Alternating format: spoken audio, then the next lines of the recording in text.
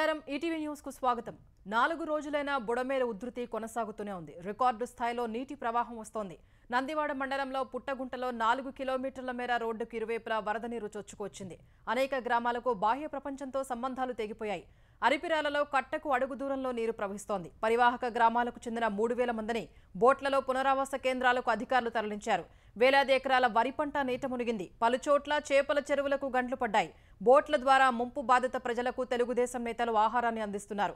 Budameru పొంగటం diversion కాలువ తెగడంతో రాయనపాడు గ్రామం పూర్తిగా మునిగిపోయింది. ఇళ్లల్లోకి నీరు చేరి భారీగా ఆస్తి నష్టం సంభవించింది. కృష్ణా జిల్లా గన్నవరం నియోజకవర్గంలో జక్కుల నెక్కలం, సావరగూడెం, ముస్తాబాద గ్రామాలు బుడమేర ముంపులోనే కొనసాగుతున్నాయి. కేసరపల్లి నుంచి సావరగూడెం, ముస్తాబాదలకు రాకపోకలు నిలిచిపోయాయి.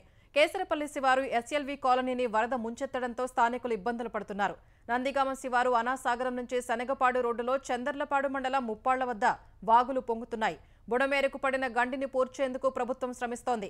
విజయవాడ వరదకు కారణమైన 3 గంటలను పూడ్చడానికి యుద్ధ ప్రాతిపదికన ఏర్పాట్లు చేస్తున్నారు. ఇప్పటికే ఒక గండిని దాదాపుగా పూడ్చివేయగా మిగతా 2 గంటలను రేపు సాయంత్రంలోగా పూడ్చేందుకు ప్రయత్నిస్తున్నారు. బుడమేరు గండి పూడ్చే పనులను మంత్రులు నారా లోకేష్, నిమ్మల రామానాయుడు పరిశీలించారు. విజయవాడను ఇంకా వరద ముంపు వీడలేదు. కృష్ణమ్మ శాంతించిన ఇళ్లల్లోకి చేరిన వరద నీరుతో ప్రజలు ఇబ్బందులు పడుతూనే ఉన్నారు. ప్రకాశం బ్యారేజీకి వరద బాగా తగ్గినా కొన్ని కాలనీలు జలదిగ్బంధంలోనే ఉన్నాయి. విజయవాడలో వరద సహాయక చర్యలు ముమ్మరంగా సాగుతున్నాయి. చివరి వరద బాధితుడి వరకు ఆహారాన్ని అందించాలనే లక్ష్యంతో ఆహారం పంపిణీ చేస్తున్నారు. గన్నవరం విమానాశ్రయం నుంచి నిన్న 4 చాపర్లు, 2 చేతకుల ద్వారా 46,950 కిలోల వండిన ఆహారం, బిస్కెట్లు, మంచినీరు, మందులు, పాలు పంపిణీ చేయగా ఇవాళ 2 చాపర్లు, 1 చేతక్ హెలికాప్టర్ ద్వారా 7,175 కిలోల ఆహార పదార్థాలను వరద బాధితులకు అందించారు. చిట్టినగర్ ముంపు ప్రాంతాల్లో ఏపీ వ్యవసాయ శాఖ మంత్రి అచ్చెన్నాయుడు, మాచర్ల ఎమ్మెల్యే బ్రహ్మానందరెడ్డి ట్రాక్టర్లో పర్యటించారు. బాధితులకు ఆహారం, పాలు, తాగునీరు అందజేశారు. ఇందిరాగాంధీ స్టేడియం నుంచి పాలు, బిస్కెట్లు, తాగునీటి పంపిణీని మంత్రి కొల్లు రవీంద్ర, విజయవాడ ఎంపీ కేసినేని శివనాథ్ పర్యవేక్షించారు. ముంపు ప్రాంతాల్లో సహాయ చర్యలు ముమ్మరంగా కొనసాగుతున్నాయని, బాధితులందరినీ ఆదుకుంటామని ముఖ్యమంత్రి చంద్రబాబు భరోసా ఇచ్చారు. బాధితులకు నిరంతరాయంగా ఆహారం, నీరు పంపిణీ చేస్తున్నట్లు తెలిపారు. రేపు ఉదయానికి వరద పూర్తిగా తగ్గిపోతుందని అంచనా వేసిన ముఖ్యమంత్రి చంద్రబాబు బురద తొలగింపు చర్యలు వేగవంతం చేస్తామన్నారు. 2000 మందికి పైగా పారిశుద్ధ్య సిబ్బంది, 100కు పైగా ఫైర్ ఇంజన్లు సహాయ చర్యల్లో పాల్గొంటున్నట్లు తెలిపారు. వైసీపీ నేతలు తప్పులు చేసి తిరిగి విమర్శలు చేయడంపై చంద్రబాబు ఆగ్రహం వ్యక్తం చేశారు. అమరావతి మునిగిందని తప్పుడు ప్రచారం చేసే వాళ్లని అక్కడే పూడుస్తామని తీవ్రంగా హెచ్చరించారు. తక్కువ ధరకే కూరగాయలు అందేలా చూస్తామని సీఎం చెప్పారు. కష్ట సమయంలో బాధితుల్ని దోచుకోవటం మంచిది కాదన్నారు. నిత్యావసరాలు ఎక్కువ ధరకు అమ్మిన వారిని అరెస్టు చేస్తామని హెచ్చరించారు. విజయవాడకు బుడమేరు చాలా సమస్యగా తయారైందన్న ఆయన వాగులను కబ్జా చేయటమే దుస్థితికి కారణమని ఆరోపించారు. బుడమేరు నీరు కొల్లేరు, కృష్ణానదికి వెళ్లేలా చర్యలు తీసుకుంటామని చెప్పారు. బుడమేరు ప్రవాహ మార్గంలో కాలువలు, వాగుల్లో కబ్జాలు తొలగిస్తామని స్పష్టం చేశారు. తెలుగు రాష్ట్రాల్లో వరద బాధితుల కోసం ఆంధ్రప్రదేశ్ ఉప ముఖ్యమంత్రి పవన్ కళ్యాణ్ వ్యక్తిగతంగా 6 కోట్ల రూపాయల విరాళం ప్రకటించారు. ఏపీ, తెలంగాణ ముఖ్యమంత్రుల సహాయ నిధికి చెరో ₹1 కోటి విరాళం ప్రకటించారు. ఆంధ్రప్రదేశ్లో ఒక్కో పంచాయతీకి ₹1,00,000 చొప్పున 400 పంచాయతీలకు 4 కోట్ల విరాళం ఇచ్చారు. వరద ప్రభావిత ప్రాంతాల్లో సహాయ చర్యలు ముమ్మరంగా కొనసాగుతున్నాయని ఆయన తెలిపారు. ముఖ్యమంత్రి చంద్రబాబు అనుభవం ఏంటో ఈ విపత్తు సమయంలో చూస్తున్నామన్నారు. ప్రొక్లైన్పై వెళ్లి బాధితులకు భరోసా కల్పించారన్నారు. సీఎంను అభినందించాల్సిన సమయంలో వైసీపీ నేతలు విమర్శలకు దిగటం సరికాదన్నారు.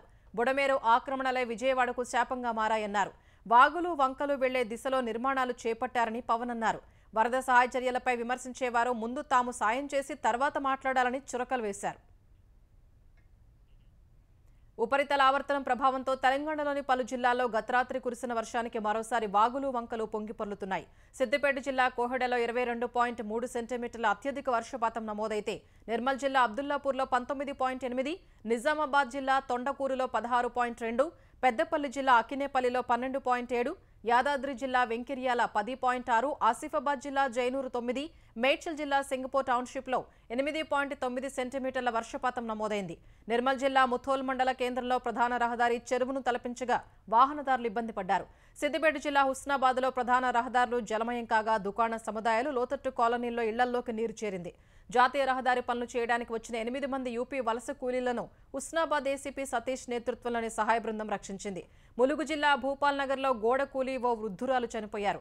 మెదక్ జిల్లాలో వనదుర్గ ప్రాజెక్టు పొంగుతోంది. మంజీరా ఉధృతికి పాపన్నపేట మండలం ఏడుపాయల వనదుర్గ ఆలయం 4వ రోజు జలదిగ్బంధంలోనే ఉంది. నిజామాబాద్ జిల్లా గన్నారం వద్ద ఉన్న పెద్దవాగు పొంగుతూ ఉండగా 10 గ్రామాలకు రాకపోకలు నిలిచాయి. త్రివేణి సంగమం వద్ద గోదావరి ఉధృతికి తెలంగాణ, మహారాష్ట్ర మధ్య రాకపోకలు నిలిచిపోయాయి. పెద్దపల్లి, ఆసిఫాబాద్, భూపాలపల్లి జిల్లాలోని ఓపెన్ కాస్ట్ గనుల్లో బొగ్గు ఉత్పత్తి నిలిచింది. మహబూబాబాద్ కేసముద్రం ఇంటికన్నే వద్ద భారీ వరదకు దెబ్బతిన్న రైల్వే ట్రాక్పై మళ్లీ రాకపోకలు ప్రారంభించారు. దాదాపు 500 మంది సిబ్బందితో యుద్ధ ప్రాతిపదికన ట్రాక్ పునరుద్ధరణ పనులు చేపట్టిన దక్షిణ మధ్య రైల్వే ఈ ఉదయం 9 గంటల సమయానికి ఒకవైపు ట్రాక్ పనులు పూర్తి చేసింది. ఈ ట్రాక్పై తొలుత ఖాళీ రేకులతో సంఘమిత్ర ఎక్స్ప్రెస్ రైలు నడిపింది. మధ్యాహ్నం 1 గంటకు ప్రయాణికులతో గోల్కొండ ఎక్స్ప్రెస్ ను పంపింది. తర్వాత వరుసగా రైళ్ల రాకపోకలు కొనసాగిస్తోంది. రెండో లైన్ పనులు ఈ సాయంత్రానికి పూర్తవుతాయని తెలిపిన దక్షిణ మధ్య రైల్వే ఆ తర్వాత రద్దయిన రైళ్లను వరుసగా పునరుద్ధరిస్తామని స్పష్టం చేసింది. వచ్చే 24 గంటల్లో పశ్చిమ బంగాళాఖాతంలో అల్పపీడనం ఏర్పడే అవకాశం ఉందని విశాఖ వాతావరణ శాఖ వెల్లడించింది. అల్పపీడన ప్రభావంతో ఉత్తర, దక్షిణ కోస్తాలో పలుచోట్ల భారీ నుంచి అతి భారీ వర్షాలు కురిసే అవకాశం ఉందని తెలిపింది. ఏలూరు, పల్నాడు, ఎన్టీఆర్ జిల్లాలకు ఆరెంజ్ అలర్ట్ జారీ చేసింది. అల్లూరి, అనకాపల్లి, విశాఖ, కాకినాడ, కోనసీమ, యానం, తూర్పు, పశ్చిమ గోదావరి జిల్లాల్లో ఎల్లో హెచ్చరిక జారీ చేసినట్టు వెల్లడించింది. అల్పపీడన ప్రభావంతో తెలంగాణలో కూడా భారీ నుంచి అతి భారీ వర్షాలు కురిసే అవకాశం ఉందని హైదరాబాద్ వాతావరణ విభాగం అధికారులు తెలిపారు. ఆసిఫాబాద్, మంచిర్యాల, భూపాలపల్లి, ములుగు, భద్రాద్రి, ఖమ్మం, సూర్యాపేట, మహబూబాబాద్, వరంగల్, హన్మకొండ సహా పలు జిల్లాల్లో భారీ వర్షాలు కురిసే అవకాశం ఉందని తెలిపింది. భూపాలపల్లి, ములుగు జిల్లాల్లో రేపు భారీ నుంచి అతి భారీ వర్ష సూచన ఉందని వెల్లడించింది. తెలుగుదేశం కార్యాలయంపై దాడి కేసులో వైసీపీ నేతలకు హైకోర్టులో చుక్కెదురైంది. ఈ కేసులో నిందితులకు ముందస్తు బెయిల్ ఇవ్వడానికి హైకోర్టు నిరాకరించింది. 2021 ఏడాది తెలుగుదేశం ప్రధాన కార్యాలయంపై దాడి జరగ్గా సీసీటీవీ ఫుటేజ్ ఆధారంగా మంగళగిరి పోలీసులు దేవినేని అవినాష్, నందిగం సురేష్, లేళ్ల అప్పిరెడ్డి, తలసెల రఘురాంపై కేసు నమోదు చేశారు. ఈ కేసులో ముందస్తు బెయిల్ కోరుతూ వారు వేసిన పిటిషన్పై ఇవాళ హైకోర్టులో మరోసారి విచారణ జరిగింది. ఈ విచారణలో మంగళగిరి కార్యాలయంపై దాడిలో వైసీపీ నేతల ప్రత్యక్ష ప్రమేయం ఉన్నట్లు పోలీసులకు ఆధారాలు దొరికాయని తెలుగుదేశం తరపున సీనియర్ న్యాయవాది సిద్ధార్థ లూథ్రా కోర్టుకు తెలిపారు. వైసీపీ ప్రభుత్వ హయాంలో నిందితులపై పోలీసులు చర్యలు తీసుకోలేదని వివరించారు. తెలుగుదేశం కార్యాలయంపై పట్టపగలు 100 మంది దాడి చేశారని, అడ్డు వచ్చిన కార్యాలయ సిబ్బందిపై హత్యాయత్నం చేశారన్నారు. ఈ దాడి వెనుక వైసీపీలోని కీలక వ్యక్తుల ప్రమేయం ఉందని, వారెవరో తేల్చాలంటే పిటిషనర్లను అదుపులోకి తీసుకుని ప్రశ్నించాలన్నారు. ఈ వాదనలు విన్న కోర్టు ముందస్తు బెయిల్ పిటిషన్లను కొట్టివేస్తూ తీర్పిచ్చింది. తెలుగుదేశం అధినేత చంద్రబాబు నివాసంపై దాడి ఘటనలో ముందస్తు బెయిల్ మంజూరు చేయాలని వైసీపీ నేత జోగి రమేష్ దాఖలు చేసిన పిటిషన్ను హైకోర్టు తోసిపుచ్చింది. చంద్రబాబు ప్రతిపక్ష నేతగా ఉన్నప్పుడు ఆయన ఇంటిపై వైకాపా నేతలు, కార్యకర్తలు మూకుమ్మడి దాడికి పాల్పడిన ఘటనకు సంబంధించి తాడేపల్లి పోలీసులు 2021లో కేసు నమోదు చేశారు. ఈ కేసులో ముందస్తు బెయిల్ కోసం వైకాపా మాజీ మంత్రి జోగి రమేష్ వేసిన పిటిషన్పై ఇవాళ మరోసారి విచారణ జరిగింది. ఈ విచారణలో వాస్తవాల్ని దాచిపెట్టి పిటిషనర్ బెయిల్ కోసం వచ్చారని పోలీసులు కోర్టుకు తెలిపారు.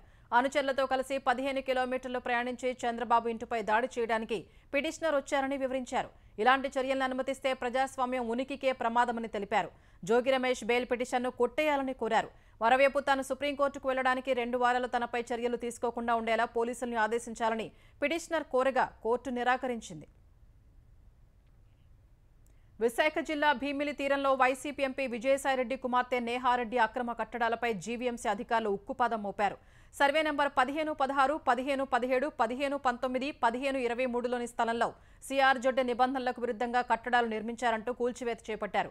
ఈ ఉదయం 7 గంటల నుంచి బీచ్ ఒడ్డున హోటల్ కోసం వేసిన కాంక్రీటు పిల్లర్స్, గోడలు, ఇతర నిర్మాణాల తొలగింపు చేపట్టారు. వైసీపీ అధికారంలో ఉన్నప్పుడు ఆ పార్టీ ముఖ్య నాయకులు ఇక్కడి భూముల్ని దౌర్జన్యంగా ఆక్రమించారనే ఆరోపణలు ఉన్నాయి. విజయసాయిరెడ్డి కుమార్తె అక్రమాలపై జనసేన కార్పొరేటర్ మూర్తి యాదవ్ హైకోర్టును ఆశ్రయించారు. ఈ పిటిషన్పై విచారణ చేపట్టిన కోర్టు భీమిలి తీరంలో నిబంధనలకు విరుద్ధంగా అక్రమ నిర్మాణాలు చేపట్టినట్టు నిర్ధారించింది. తక్షణమే వాటిని తొలగించాలని ఉత్తర్వులు జారీ చేసింది. ఈ మేరకు అధికారులు తొలగింపు ప్రక్రియ చేపట్టారు. ములుగులో సుడిగాలి ధాటికి 500 ఎకరాల్లో సుమారు 1,00,000 చెట్లు కూలడంపై తెలంగాణ పంచాయతీరాజ్ శాఖ మంత్రి సీతక్క ఆందోళన వ్యక్తం చేశారు. పీసీసీఎఫ్, డీఎఫ్ఓ, ఇతర అటవీ శాఖ ఉన్నతాధికారులతో ఫోన్లో మాట్లాడి వివరాలు తెలుసుకున్నామే. 2 రోజుల క్రితమే తాను ఆ ప్రాంతానికి వెళ్లి వచ్చినట్టు గుర్తు చేసుకున్నారు. ఇంతలోనే ఆ స్థాయి విధ్వంసం ఎలా జరిగిందన్నామే. చెట్లు కూలడంపై విచారణకు ఆదేశించినట్టు చెప్పారు. డ్రోన్ కెమెరాలతో నష్టాన్ని అంచనా వేయాలని అటవీ శాఖ అధికారుల్ని మంత్రి ఆదేశించారు. సుడిగాలి అడవిలో వచ్చినందున ప్రాణనష్టం లేదని, గ్రామాల్లో సంభవించి ఉంటే పెను విధ్వంసం జరిగేదని సీతక్క ఆందోళన వ్యక్తం చేశారు.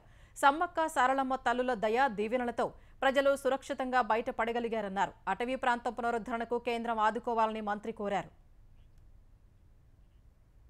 జూబ్లీహిల్స్లో పేలుళ్లకు సంబంధించి తెలంగాణ భూగర్భ గనులు, పర్యావరణ శాఖల ముఖ్య కార్యదర్శులు సహా కాలుష్య నియంత్రణ మండలి, జీహెచ్ఎంసీ కమిషనర్లకు హైకోర్టు నోటీసులు జారీ చేసింది. జూబ్లీహిల్స్లో కొండరాళ్ల తొలగింపునకు రాత్రింబవళ్లు పేలుళ్లు జరుపుతున్నారని high court judge justice Nagesh Bheemapaka రాసిన లేఖను హైకోర్టు ప్రధాన న్యాయమూర్తి సుమోటోగా విచారణకు స్వీకరించారు. ప్రతివాదులకు నోటీసులు జారీ చేస్తూ విచారణను వాయిదా వేశారు. హైడ్రా పేరుతో బెదిరింపులు, వసూళ్లకు పాల్పడే వారిపై కఠిన చర్యలు తప్పవని కమిషనర్ రంగనాథ్ హెచ్చరించారు. వారికి జైలు జీవితం తప్పదన్నారు.